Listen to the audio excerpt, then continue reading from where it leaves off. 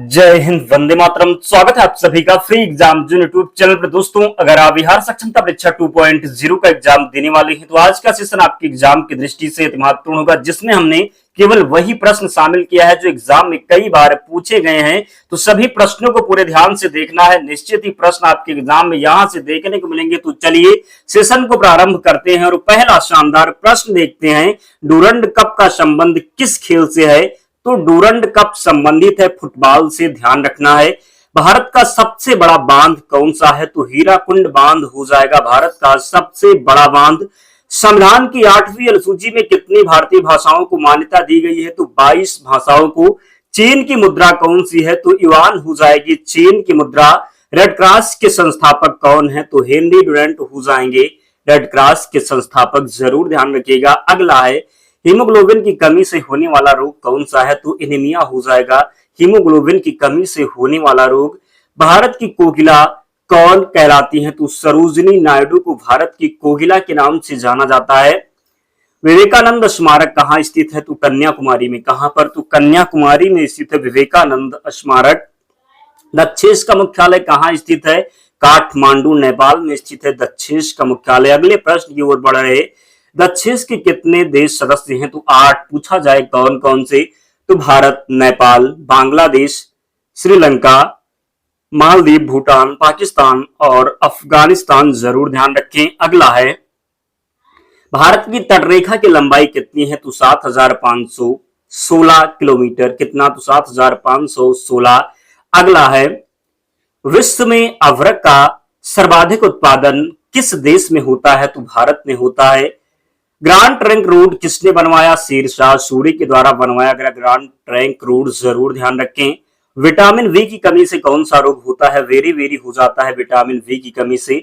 Vitamin C की कमी से कौन सी बीमारी होती है? तो स्कर्वी हो जाता है विटामिन सी की कमी से। अगला है विटामिन ई की कमी से कौन सा रोग होता है? बांझपन होता है।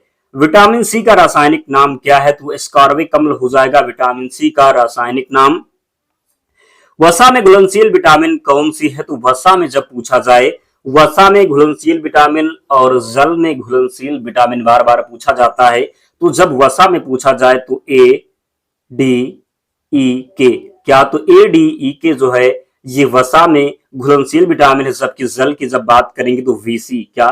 तो वीसी जो है, वी और सी ये जल में घुलनशील विटामिन है और वसा में ई डी ई के। तो ध्यान रखना है, गलत नहीं करेंगे। साधारण नमक का रासायनिक नाम क्या है? NaCl हो जाएगा। हंसाने वाली गैस का रासायनिक नाम क्या है? तो नाइट्रस ऑक्साइड हो जाएगा हंसाने वाली गैस का नाम। और जिन प्यारे दोस्तों ने अब तक वीडियो को लाइक नहीं किया है, प्लीज आप लोग लाइक जरूर कर दिया करें, चैनल को सब्सक्राइब करके हमारे साथ जुड़ जाएं, क्योंकि यहाँ से बहुत फायदा आपका होने वाला है। निश्चित ही प्रश्न आपके एग्जाम में वीडियो से देखने को मिलेंगे, तो चैनल को जरूर सब्सक्राइब कर दें, वीडियो को लाइक कर दें। धावन सोडा का रासायनिक नाम क्या है? तो सोडियम कार्बोनेट हो जाएगा।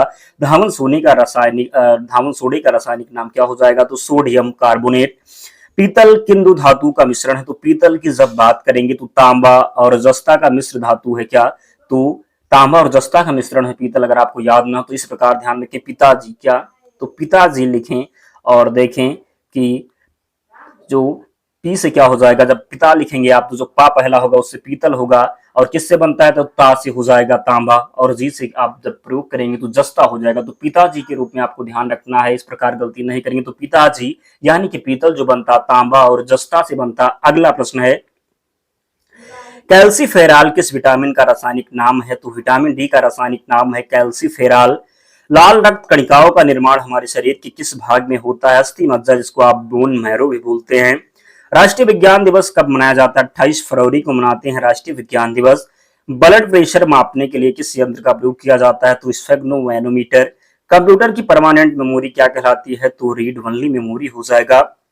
किस अधिवेशन में कांग्रेस उदारवादी और उग्रवादी नामक दो दलों में विभाजित हो गई थी? तो 1907 के सूरत अधिवेशन में। तंजौर का वृद्धेश्वर मंदिर किसने बनवाया था? तो राज राजा प्रथम चोल ने। किसने? तो तंजौर का वृद्धेश्वर मंदिर बनवाया था राज राजा प्रथम चोल ने। मुगल सम्राट अकबर का जन्म कहाँ हुआ था? तो अमरकोट के दुर्ग में। कहां पर? तो मुगल सम्राट अकबर का जन्म हुआ था अमरकोट के दुर्ग में। अगला, संसद के दोनों सदनों की संयुक्त बैठक की अध्यक्षता कौन करता है? तो लोकसभा अध्यक्ष के द्वारा संसद के दोनों सदनों की संयुक्त बैठक की अध्यक्षता किया जाता है। भारत के प्रथम लोकसभा अध्यक्ष कौन थे? तो गणेश वासुदेव मावलंकर थे।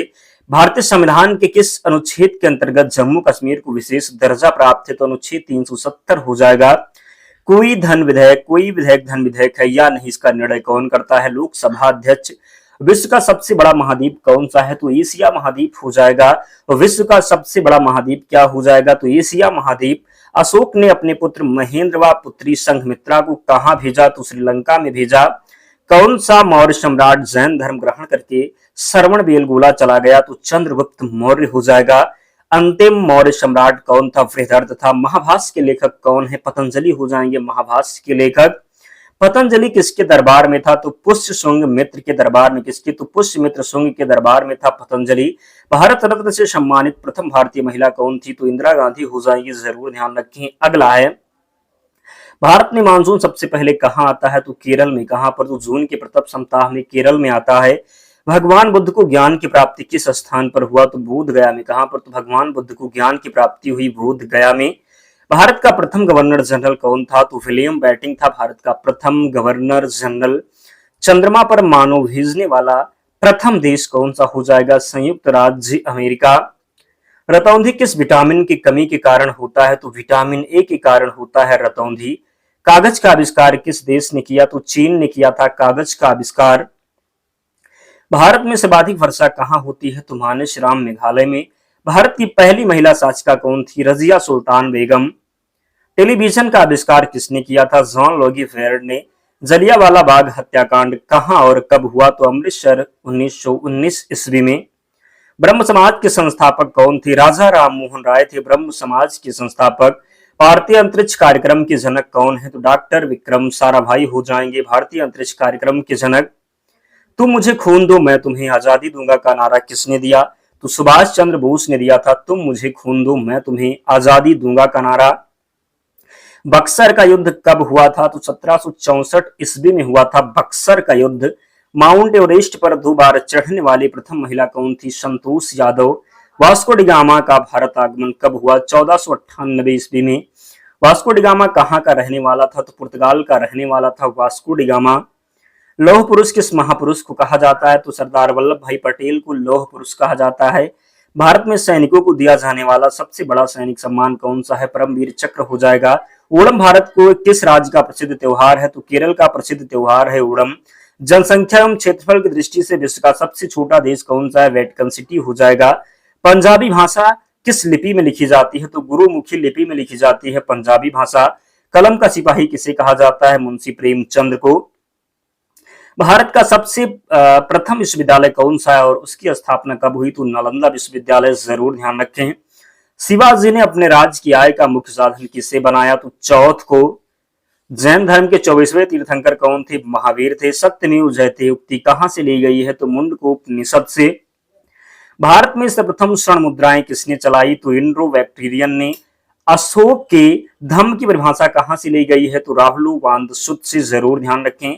जहांगीर के दरबार में पक्षियों का सबसे बड़ा चित्रकार कौन था? मंसूर था। तक्षशिला के प्रसिद्ध स्थल होने का कारण क्या था? तो गंधार कला। आजाद हिंद फौज के संस्थापक कौन थे? तो कैप्टन मोहन सिंह।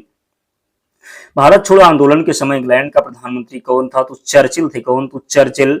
नोबेल पुरस्कार से सम्मानित पहली भारतीय महिला मदर टेरेसा हो जाएंगी। वह कंप्यूटर जिनमें एनालॉग व डिजिटल दोनों विशेषताएं पाई जाती हैं उसे हाइब्रिड कंप्यूटर कहते हैं।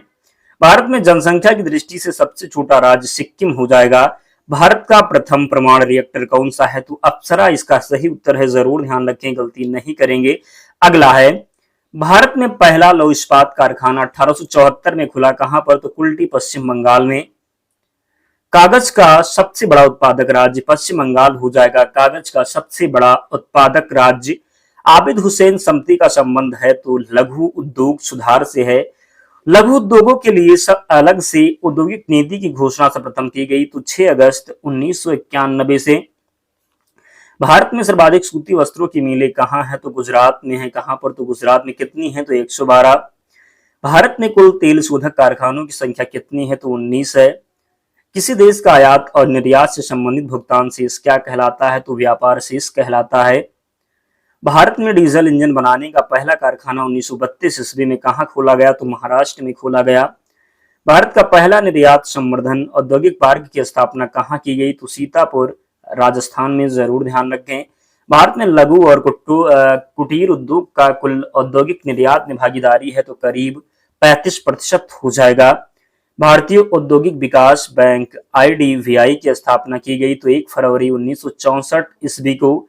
अम्ल व क्षारों की अभिक्रिया के फलस्वरूप बने पदार्थ को कहते हैं तो लवण कहते हैं। क्या? तो लवण कहते हैं। उदासीनीकरण क्रिया से बनता है तो लवण और जल बनता है। लाल लिटमस पत्र को नीला कर देता है तो क्षार हो जाएगा। पीएच स्केल का परास कितने से कितना होता है? तो 0 से 14 तक होता है। किस पीएच परास में हमारा शरीर कार्य करता है? तो 7 से 7.8 तक। अगला है उदासीन विलयन का पीएच मान बताइए। तो उदासीन विलयन का पीएच मान 7 होता है। पीने वाले जल को जीवाणु से मुक्त करने के लिए रोगाणुनाशक के रूप में किस यौगिक का प्रयोग किया जाता है? तो विरंजक चूर्ण का किया जाता है। साधारण नमक का रासायनिक सूत्र क्या है? तो साधारण नमक का रासायनिक सूत्र है NaCl। क्या हो जाएगा? तो NaCl। अगला है विरंजक चूर्ण का रासायनिक सूत्र क्या है? तो CaOCl2 हो जाएगा विरंजक चूर्ण का रासायनिक सूत्र। अपच का उपचार करने के लिए किस औषधि का उपयोग होता है? तो एंटीसिड का। किसका? तो एंटीसिड। अगला है क्षारकों का सबसे मुख्य गुण क्या है? तो अम्लों को उदासीन करना। प्लास्टर ऑफ पेरिस का रासायनिक सूत्र क्या है? तो CSO4.12H2O हो जाएगा। जरूर ध्यान रखें। अगला है खट्टे स्वाद वाली वस्तु में कौन सा पदार्थ पाया जाता है? तो खट्टे स्वाद वाली वस्तु में अम्ल पाया जाता है। इमली में कौन सा अम्ल पाया जाता है? टार्टरिक अम्ल पाया जाता है इमली में। टमाटर में कौन सा अम्ल उपस्थित होता है? एक्जेलिक अम्ल उपस्थित होता है। संतरा में कौन सा अम्ल होता है? तो सिट्रिक अम्ल होता है। विरंजक चूर्ण का रासायनिक नाम क्या है? Calcium oxychloride. क्या? तो विरंजक चूर्ण का रासायनिक नाम है कैल्शियम ऑक्सीक्लोराइड। CSO4.12H2O का रासायनिक नाम क्या है? तो प्लास्टर ऑफ पेरिस हो जाएगा। लिटमस पत्र पर अम्ल का क्या प्रभाव पड़ता है? तो नीला लिटमस पत्र को लाल कर देता है। क्या होता है? तो जो है लिटमस पत्र पर अम्ल पर क्या प्रभाव पड़ता है? तो नीला लिटमस पत्र को लाल कर देता है। क्षार का लिटमस पत्र पर क्या प्रभाव पड़ता है? तो लाल लिटमस पत्र को नीला करता है। जिप्सम का रासायनिक सूत्र क्या है? तो CSO4.2H2O हो जाएगा। अगला है क्षारकीय पदार्थों का स्वाद कैसा होता है? तो कड़वा होता है। लिटमस का प्राकृतिक रंग क्या है? तो बैंगनी हो जाएगा लिटमस का प्राकृतिक रंग। अगला प्रश्न है जिंक सल्फेट का रासायनिक सूत्र क्या है? तो ZnSO4 हो जाएगा। कपड़ों के विरंजन के लिए किस यौगिक का उपयोग किया जाता है? विरंजक चूर्ण का किया जाता है। खाने वाला सोडा किसे कहते हैं? बेकिंग सोडा को कहते हैं। विरंजक चूर्ण किस प्रकार बनता है? तो बुझा हुआ चूना क्लोरीन से अपक्रिया करके विरंजक चूर्ण बनाते हैं। किस प्रकार के आयन बनते हैं जब क्षार को जल में विलय किया जाता है? तो OH- हो जाएगा, जिसको आप निगेटिव भी कहते हैं, ध्यान रखिएगा। अगला है बेकिंग सोडा का रासायनिक सूत्र क्या है? तो NaCO3 हो जाएगा बेकिंग सोडा का रासायनिक सूत्र। जब नीला लिटमस पत्र को HCl में डाला जाता है तो क्या होता है? तो नीला लिटमस लाल हो जाता है। धोने की सोडा का रासायनिक नाम क्या है? सोडियम कार्बोनेट डेकाहाइड्रेट हो जाएगा। धोने का सोडा का रासायनिक सूत्र क्या है? तो Na2CO3.10H2O हो जाएगा। जरूर ध्यान रखें। अम्लीय विलयन का पीएच मान क्या होता है? तो पीएच मान 7 से कम होगा। अम्लीय होगा तो 7 से कम होगा और क्षारीय होगा तो 7 से अधिक होगा। धावन सोडे का जलीय घोल क्या होता है? तो क्षारीय होता है।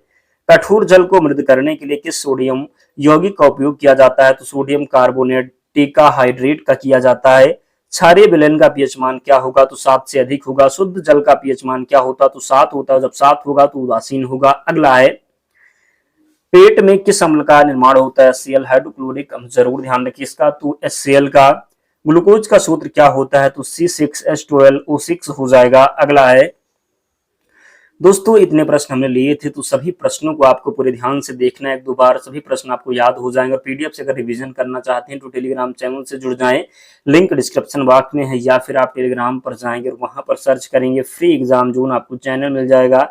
आप लोग ज्वाइन हो जाना, वहां पर सारी PDF मिल जाएगी। तो मिलते हैं नेक्स्ट वीडियो में, तब तक पढ़ते रहिए, ध्यान रखिए अपना, स्वस्थ और सुरक्षित रहिए। जय हिंद।